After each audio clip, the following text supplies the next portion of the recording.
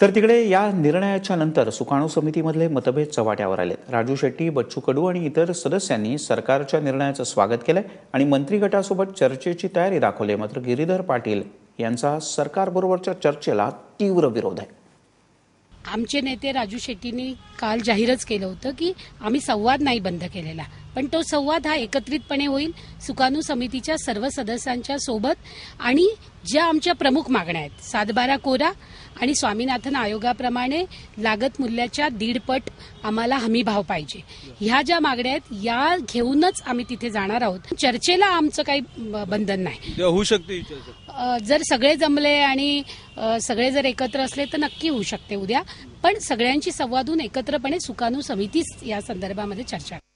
मंत्री गटाला भेटण्याच्या किंवा सरकारशी बोलणी करण्याच्या बाबतीमध्ये शेतकऱ्यांमध्ये संभ्रम पसरेल अशा प्रकारची दिशाभूल करणारी वक्तव्य येऊ नये म्हणून सुकाणू समितीच्या वतीने जी काही त्यांची अधिकृत भूमिका असेल ती आम्ही सगळ्यांना सांगू, पण ती निश्चित झाल्यानंतर अपूर्ण काळामध्ये तरी आपण काही चर्चेला जाणं वगैरे असं काही आपलं नाही आणि कोणी जावं, कशासाठी जावं, काय मागण्या असतील वगैरे हे अजून सुकाणू समितीमध्ये लोकशाही मार्गाने ठरायचं आहे।